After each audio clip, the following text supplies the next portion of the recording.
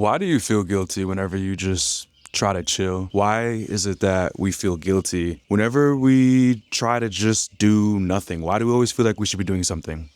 Can we talk about that for a second? Oh my goodness, the bugs are crazy out here. The birds are going crazy out here. Moment for the birds. Anyways, I was laying in bed the other day watching YouTube videos, and I felt this wave of guilt hit me as if I was doing something wrong by existing without some sort of agenda. And I heard all of these different voices of just like judgment and criticism about like, yo, you must not want it bad enough.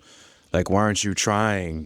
Think about all these other things that you say you want, right? Just like how much of a piece of crap I am for just kicking back for a while. And I know that this is something that a lot of us deal with, but we never really talk about it. At least no one was talking with me about it when I was like really going through it. No one really talks about this weird guilt that creeps in the moment we're not grinding or crushing our goals or trying to, be 3 steps ahead of the next thing. This culture that we live in, this productivity culture, this hustle culture tells us that we should be doing something 24/7. And if not, we're lazy or something. So today I want to dig in a bit into why our brains are really wired to make us feel bad for resting, to make us feel bad for slowing down. And I want to talk about how to actually deal with it. Productivity guilt isn't really about productivity at all. It's about our self-worth. A lot of us have our self-worth tied up into how much we do, how much we produce, and how much we do for other people. Like, I really used to be this person who would feel bad, guilty about taking a nap, and I would refuse to take naps. Instead, I would just drink more caffeine because I could be doing something useful with that time instead. And, half the time it wasn't even anything productive technically. It was so difficult for me to just sit and enjoy a movie. I would always be thinking how I need to be 3 steps ahead into the future, never really enjoying life. Like, I'd be on vacation checking DMs instead of just appreciating the beach, instead of just appreciating what all of this work was supposed to be for, this moment right here that I'm not even enjoying. Now, I want to make something clear here. I'm not like anti-productivity. I'm not anti-ambition. I love getting stuff done. I love having nice things just as much as the next person. But I love really being able to experience it too. I love experiences where I can really just be present. But like when you can't exist without an agenda, when every moment has to be justified by what you're doing, that's not productivity anymore. That's a prison. That's jail.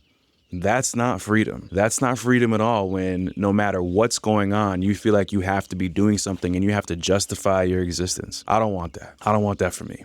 That's not how I want to live my life. But there's 3 main reasons why this happens, and I'm going to break them down over the next few minutes here. The first thing is we've been conditioned since childhood, really, that our value comes from what we produce. Think about when you were a kid, right? Like, we get praised for having good grades. We get praised for sitting still, in school, just doing, finishing chores, being busy. No one ever told me like, great job daydreaming today. Great job just being today. Hey, I'm so proud of you for how you did nothing, but just enjoyed the day. No one ever gives us that. No one claps or celebrates that. And the thing about rest is it's not the absence of productivity. It's just a different kind of productivity that our culture refuses to measure, refuses to acknowledge. Now, there's somewhat of a push, but even that push has been turned into a performance. That's the second thing. Social media has turned everything into a performance. We document our morning routines, right? Like, you've seen the Ashton Hall guy documenting his morning routine and going viral. We document, our workouts, our meal preps, our everything. Everything has to look like a product. Everything has to look like productivity. We can't just be. We have to be something that looks good in a post, and we have to be that way all the time. And the third reason why we get stuck into this trap of feeling guilty, not being productive, is we've confused motion with progress. Simply put, we think if we're not moving, we're not growing. And people say this and they really mean it. But some of the most important work happens when we're still, or at least slowing down, when we're processing, when we're integrating, when we're just letting our minds be, when we're letting our soul catch up to everything that's maybe happened in our life, that is productive. That is useful. That is profitable. This productivity guilt, if we let ourselves fall into it, costs us so much. It robs us of the very thing that productivity even possible. Having our creativity, having energy, restoration. You know what happens when you never let yourself rest? You burn out. You lose creativity. You start making worse decisions. You start saying yes when you really mean no. You start operating from this place of being depleted and empty instead of a place of fullness. I've worked with a lot of high achieving women in particular on this. And, they're the ones who feel the most guilty about rest and are often the ones who really need it the most. The ones who are running on empty, doing so much for everyone else, pouring from an empty cup, and then feeling bad that they're not pouring more and more and more and more faster. Isn't that something? So here's what I want you to try. Here's my, challenge for you. What if rest wasn't something that you had to earn? Really think about this. What if you just laying low on your couch wasn't laziness, but maintenance? What if you just watching that movie you've been wanting to watch on Netflix?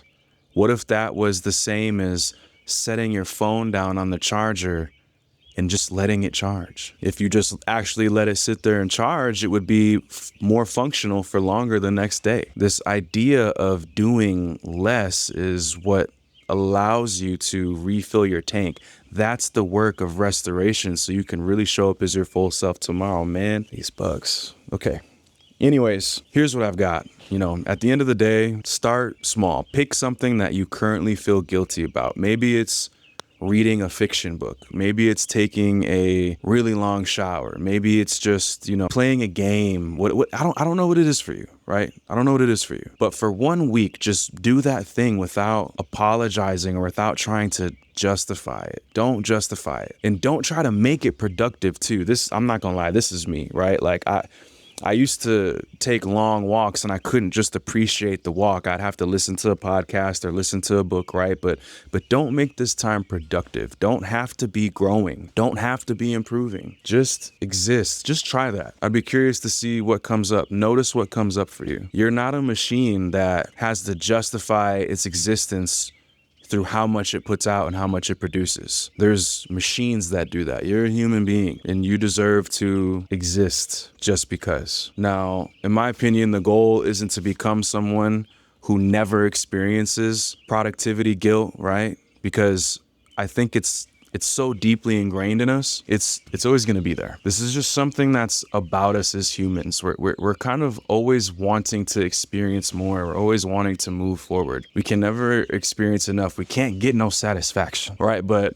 the goal is to notice this conditioning as it comes up and reject it. Say no to it.